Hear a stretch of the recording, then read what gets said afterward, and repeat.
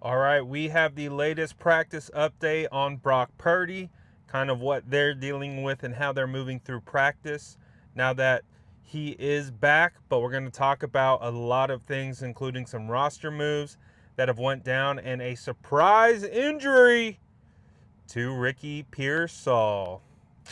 Oh boy. So let's get into it. First, I want to start with the roster moves. The San Francisco 49ers have promoted defensive end Robert Beal Jr. to the 53-man roster.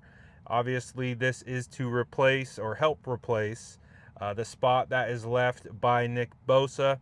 The 49ers have added defensive end William Bradley King to the practice squad along with safety Jalen Mahoney.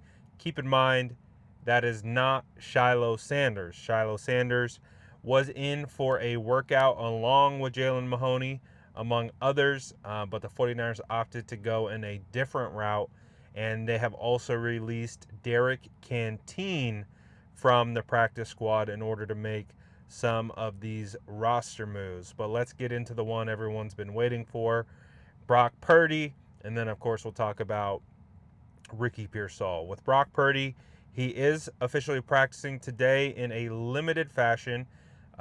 There was some good line of questioning that was asked because they asked if Brock Purdy will be taking first team reps today, and Kyle Shanahan did say he will, and so will Mac Jones. Mac Jones is also practicing today in a limited fashion. Both quarterbacks will take first team reps, but because they are limited, that also means Adrian Martinez is also going to take some potential first team reps. So, Adrian Martinez started out as a practice squad guy, working his way up.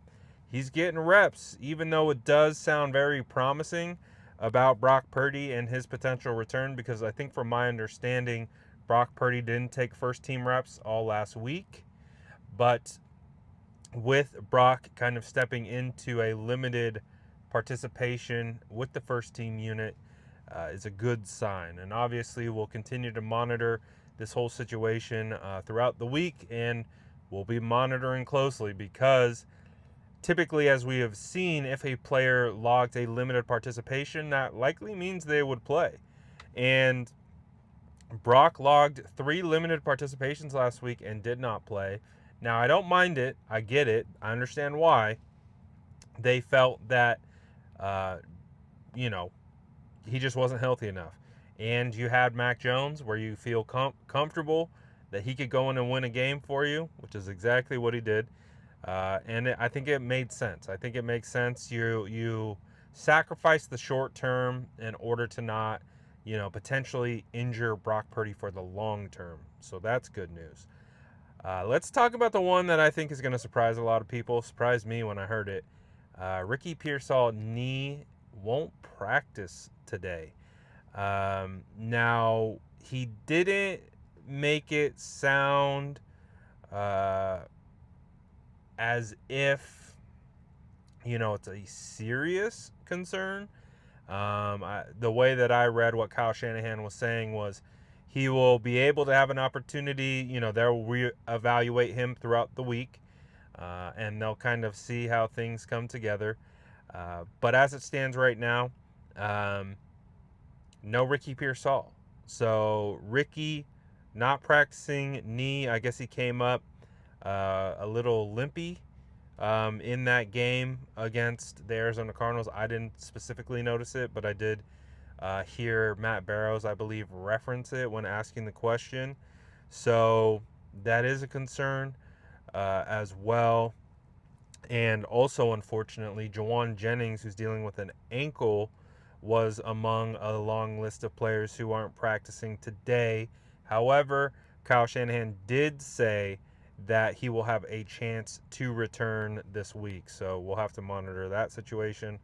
Also not practicing today, Christian McCaffrey rest, Trent Williams rest, Yetur Gross-Matos knee. I mean, man, it just feels like Yetur has been on the injured list or injured ever since he showed up here with the San Francisco 49ers. CJ West's thumb, as we know, he broke his thumb, so he's not participating.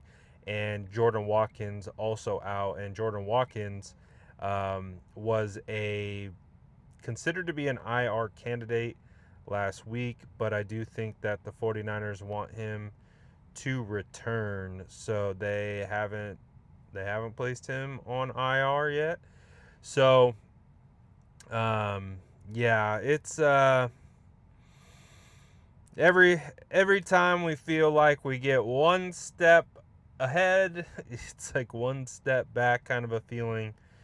Um, I know a lot of 49er fans are, still feeling it with the Nick Bosa situation, with him going down for the year, and then coincidentally enough, we're really excited about Ricky Pearsall. I'd actually made a couple posts about Ricky Pearsall because he's number 3 in the league in receiving yards with 281, only behind Jackson Smith and Jigba and Puka Nakua. Ironically, all players in the NFC West. Whoa! Ayo. Cameraman injured, out 3 to 5 weeks with a wrist strain. Sorry about that. Let's get back to it.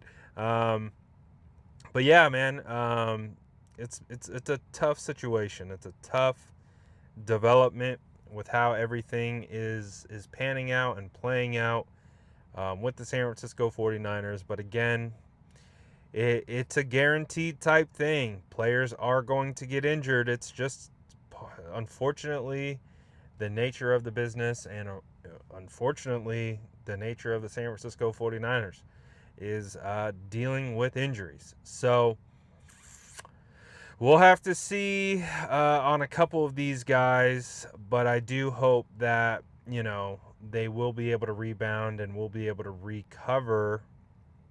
We're really gonna have to see how this one plays out in the end. The one that if I had to give you my initial kind of read on it, I do feel more comfortable that Brock Purdy will play this upcoming game against the Jags again, but we'll have to see.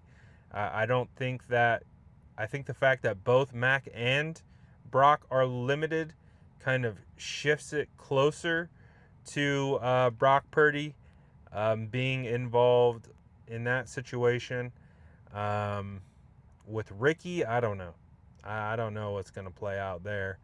Um, yeah, we'll have to see about that, and hopefully Jauan comes back. DeMarcus Robinson will be practicing this week, so hopefully that is a good thing for us. And you get Jauan back, because boy oh boy, the 49ers are running out of wide receivers if Ricky Pearsall cannot go.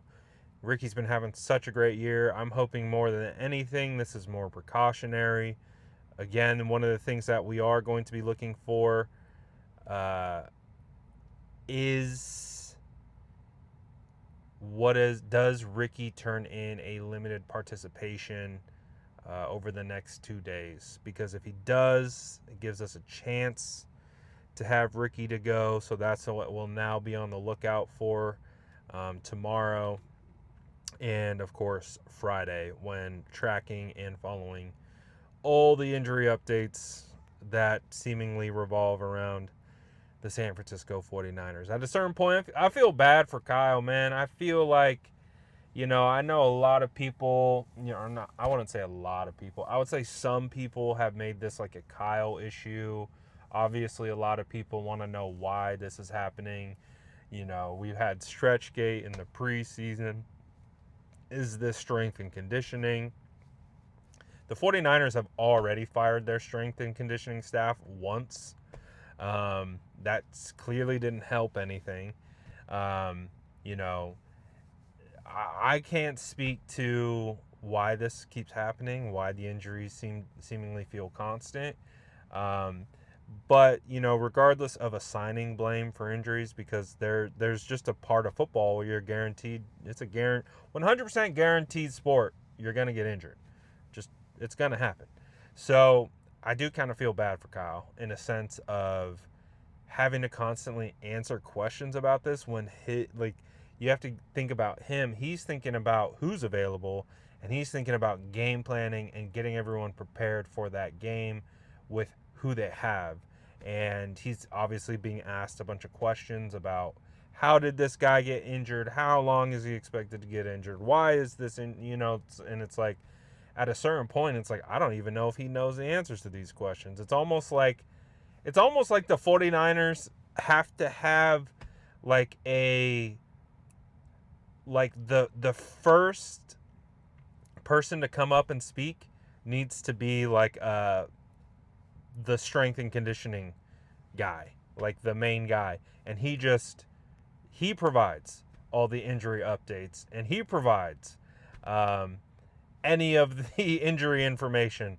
That way Kyle doesn't have to answer the questions. He can just react to like, oh, we don't have this guy, or we're, he doesn't have to like give the details of the injury, if that makes sense. I don't know. I think I just cracked the code for Kyle Shanahan.